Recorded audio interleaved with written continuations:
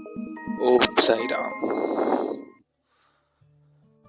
बोलो आनंद कोटि ब्रह्मांड नायक राजाधिराज योगी राज परब्रह्म श्री सच्चिदानंद सदगुरु साईनाथ महाराज की जय। हेलो फ्रेंड्स, आज मैं फिर एक नया टॉपिक लेके आप सबके सामने आया हूँ।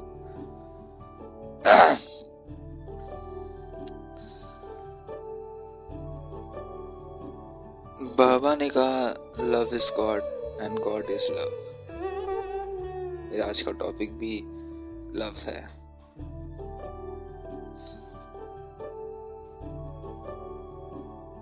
लव, प्रेम, प्यार।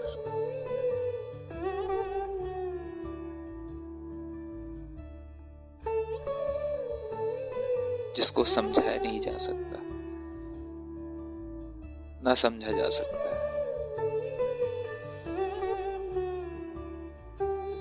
सिर्फ और सिर्फ महसूस किया जा सकता है।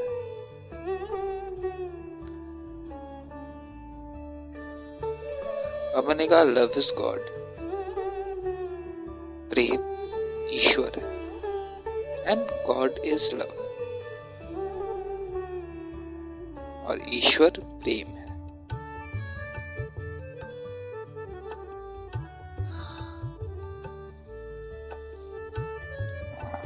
प्रेम के बारे में वैसे ही नहीं समझाया जा सकता जैसे कि ईश्वर के बारे में नहीं समझाया जा सकता, केवल महसूस किया जा सकता है। जैसे ईश्वर का ना आदि है ना अंत है, सेम वही कैटेगरी, वही पोजीशन लव प्रेम के लिए भी आती है। प्रेम का नहीं पता कहां से आती है और कहां ये खत्म होगा।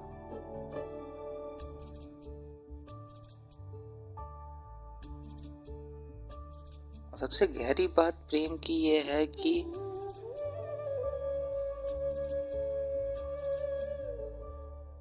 प्रेम स्वतंत्र है।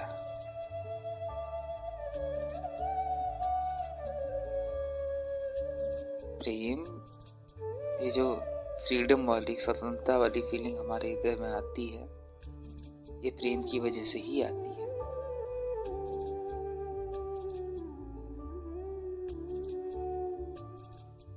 जैसे कि आपके गार्जियन, आपके माता पिता आपसे कुछ कहते हैं, कोई आदेश देते हैं, कुछ काम करने के लिए कहते हैं, तो अगर आपका मूड इस टाइम अच्छा होगा, प्रेममयी आपका मन होगा, तो आप खुशी खुशी उस काम को कर देंगे।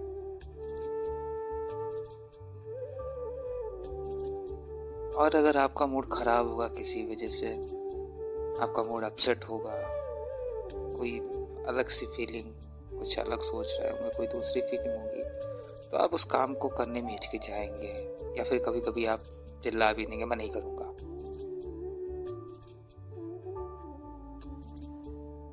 तब आपके हृदय में प्रेम की फीलिंग नहीं रहती है। आपको ये फील होता है अंदर से कि मैं ये काम अगर करने जाऊंगा तो मैं बंधन में बंध जाऊंगा। वही सेम फीलिंग अगर आपका मूड सही होता है, आप प्रेम में रहते हैं, कोई टेंशन नहीं रहती है आपको, तो वही काम आप आराम से कर भी देते हैं। आपको कोई दुख भी नहीं होता, ना गुस्सा आता, ना कुछ होता है।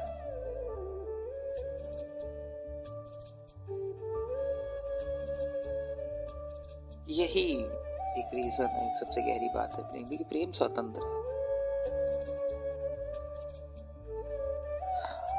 आपके दिमाग का, आपके माइंड का, आपके सारे सेल्स पे कंट्रोल है, हर एक फीलिंग पे कंट्रोल है, हर एक फीलिंग के बारे में समझता है।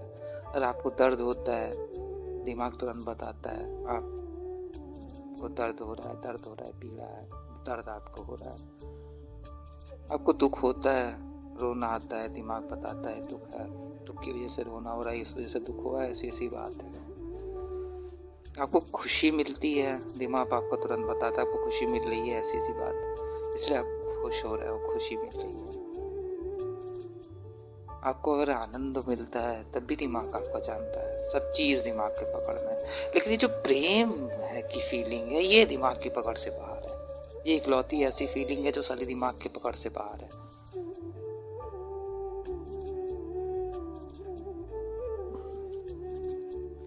दिमाग प्रेम को नहीं पकड़ पाता, जैसे दिमाग ईश्वर को नहीं पकड़ पाता।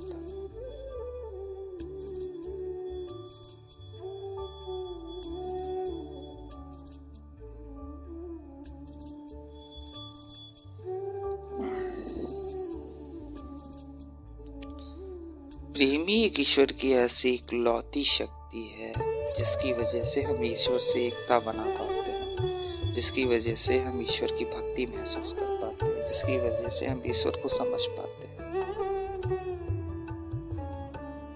और ईश्वर को केवल एक प्रेम ही ऐसी चीज है जो हम दे सकते हैं, बाकी हम ईश्वर को कुछ नहीं दे सकते।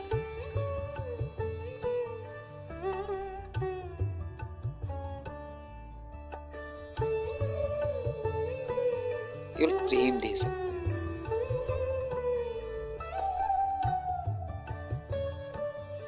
बाकी हम ईश्वर को क्या दे देंगे?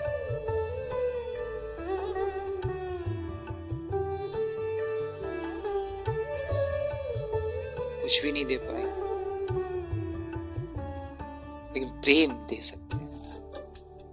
क्योंकि आप जब ईश्वर में प्रेम में, ईश्वर की भक्ति में होंगे, ईश्वर के प्रेम में होंगे, तो आपको अंदर से फीलिंग आएगी, हाँ मैं कुछ ईश्वर को दे रहा हूँ। बाकी आप कुछ भी दोगे तो आप अंदर से फीलिंग नहीं आएगी वाली।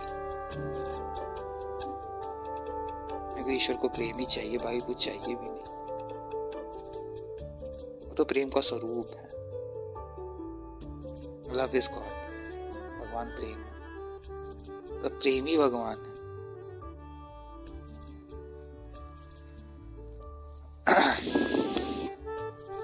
वैसे तो प्रेम के बारे में जितना भी समझाया जाए, जितना भी तर्क किया जाए, कम ही है। क्योंकि प्रेम को तो आप जब तक अपने भीतर महसूस नहीं करेंगे, फील नहीं करेंगे, तब तक समझ नहीं पाएंगे, कितना भी कोई समझाए। लेकिन फिर भी समझाना चाहिए, समझाने समझ पड़ती है, ज्ञान बढ़ता है, उस चीज की गहराई के बारे में पता चलता है। अच्छी बात है समझाना। और एक ऐसी टॉपिक के बारे में समझाना जिसका कोई अंत ही नहीं है, समझाते चले जाओ तो खत्म ही नहीं होगा। एक ऐसी टॉपिक है प्रेम।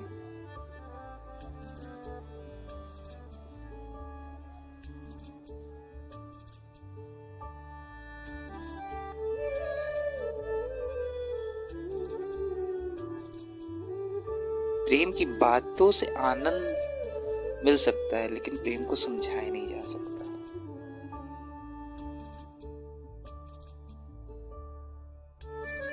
इसे आप महसूस करना पड़ेगा, फील करना पड़ता है। लेकिन आजकल लोगों को तो प्रेम में धोखे ही इतने ज्यादा मिल रहे हैं कि इश्क ने बदनाम कर दिया जालिम, क्या इश्क ने नाकाम कर दिया, वरना आदमी हम भी बड़े कमाल के थे। ऐसी शायरी मार्केट में आजकल चल रही है। और तो भी तमाम शायरी है, बेवफाई दुनियादारी, जो भी कुछ भी है।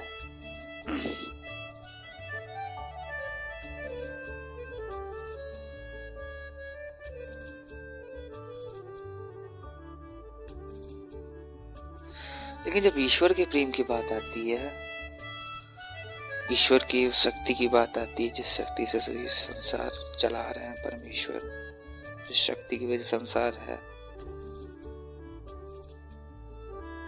तो प्रेम की एक अलग परिभाषा हो जाती है। हमारी ये जो प्रेम की परिभाषा है, इससे भिन्न एकदम परे प्रेम की परिभाषा हो जाती है। हमारी तो प्रेम की फॉलिंग इन लव वाली परिभाषा है, मतलब प्रेम में गिरना। कहते भी है ना, falling in love with you, मैं प्रेम में तुम्हारे गिर पड़ा हूं। तो गिरने वाला प्रेम है हम लोगों का, हमारा सभ्यता का आजकल के। गिरने वाला प्रेम इसलिए क्योंकि हमको किसी न किसी से प्रेम चाहिए। हमारे मन में देने की बात नहीं आती, हमें चाहिए।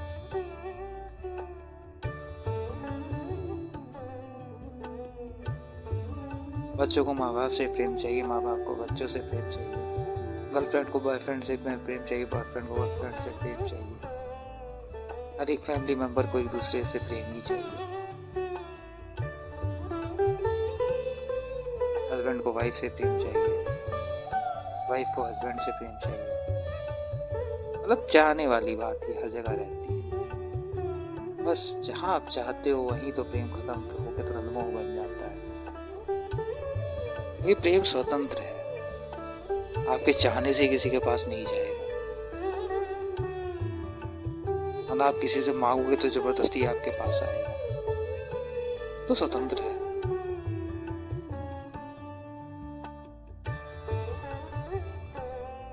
आप इसे बांट सकते हो, ना ले सकते हो, ना दे सकते हो, बांट सकते हो।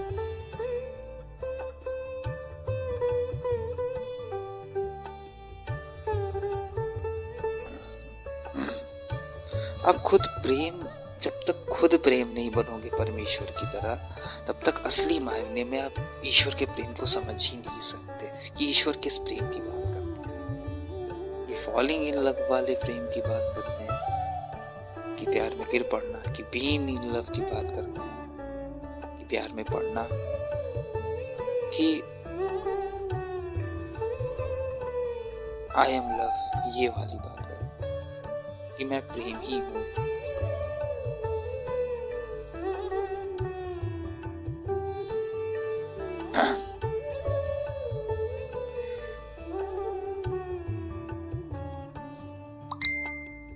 प्रेम को अगर आपको गहराई में उतरना तो खुद प्रेम बनना पड़ेगा, और प्रेम बनने के लिए आपको पहले प्रेम देना सीखना होगा, लेने की बजाय।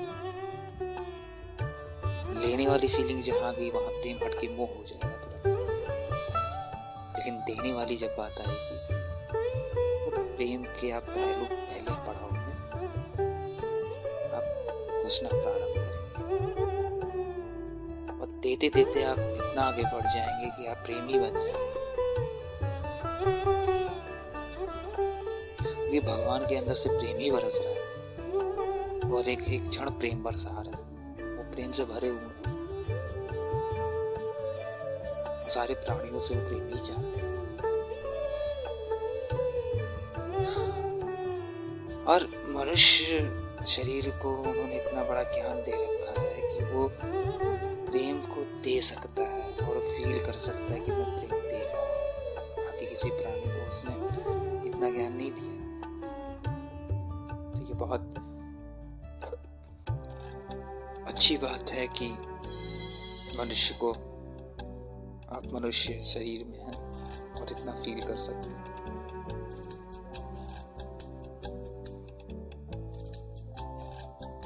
तो इसीलिए बाबा ने कहा love is God and God is love. प्रेम ही ईश्वर है, ईश्वरी प्रेम। बिना प्रेम के कुछ भी नहीं है।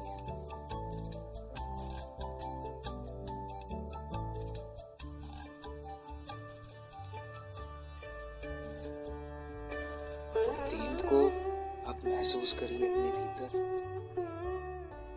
प्रेम मैं बनिए और प्रेमी बनिए। यही बाबा का मैसेज है।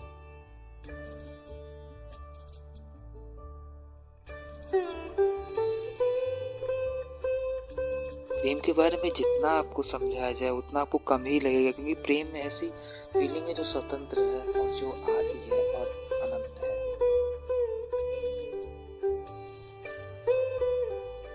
जिसका ना कोई आदि है ना कोई अंत है।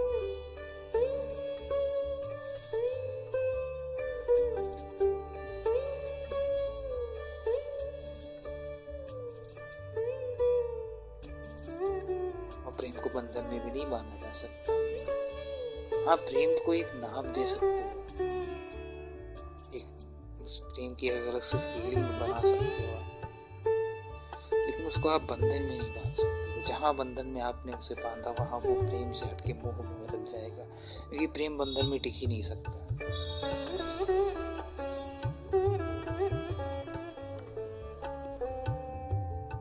और प्रेम को बंधे का कारण, बंधन में बांधने का जीता जागता सबूत है महाभारत।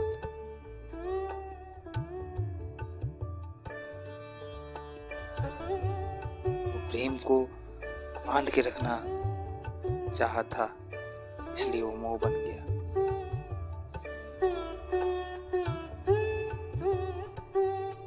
इसमें इसका धृतराष्ट्र, जो कि इनके आंख में हमेशा पट्टी बंधी रहती है, वो मोह का जीता जाता सबूत है। पूरे महाभारत में वो रोते ही रहते हैं।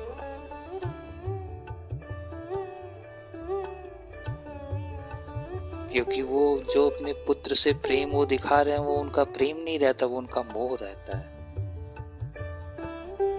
अपने पुत्र के प्रति जो उनको लगा होता है, इसलिए उनके आंख में पट्टी बंधी रहती है। उनको कुछ दिख नहीं रहा है मोह के आगे, अंधे हो गए, इतने मोह में डूब गए, हमेशा रोया करते हैं।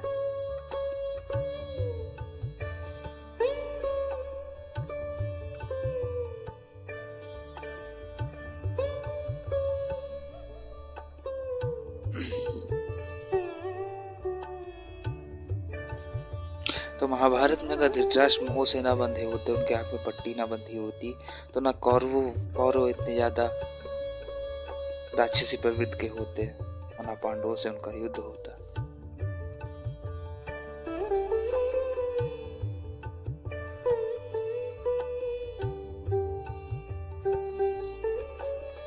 तो प्रेम को आप बांधने की कोशिश मत कीजिए, प्रेम को बंधन से मुक्त रखिए और प्रेम खाली बांटिए। प्रेम वहां बनना शुरू हो जाता है जहां एक दूसरे से प्रेम मांगना शुरू हो जाता है,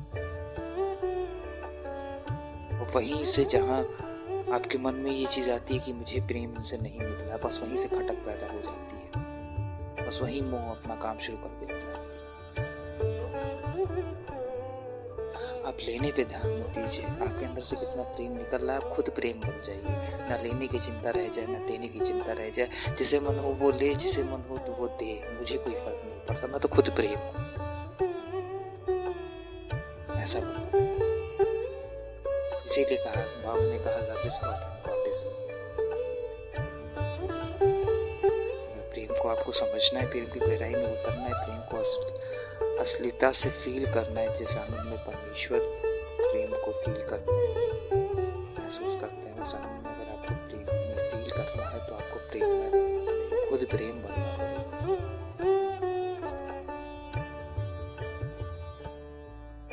तभी तो आप प्रेम चाहेंगे।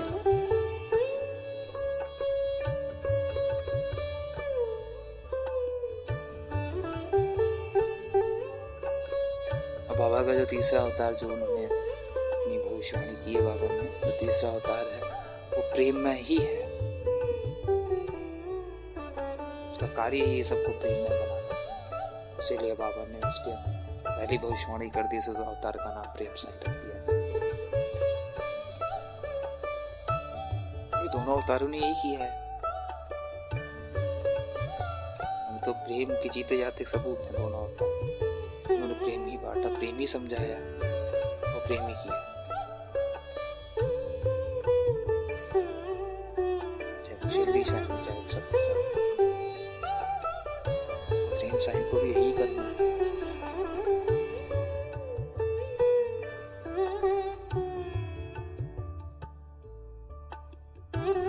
बाबा के पास कितना भी कोई गुस्से में आता था, कितना भी कोई झंझोड़ के आता था, बाबा के अंदर इतना प्रेम भरा हुआ था कि उनको देखते ही वो शांत हो जाता था। सारी गुस्सा, सारे शोक, संताप सब पता नहीं कहाँ गायब हो जाते थे।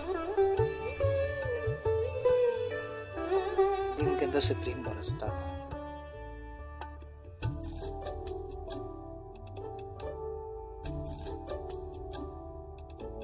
इसीलिए उन्होंने कहा, God is love and love is love. बाबा का आशीर्वाद सब पे बना रहे, सबका मालिक एक, ये बाबा का मैसेज है। एंड इस एक पे ध्यान दीजिए, तो समझो। ओम साई, ओम साई राम।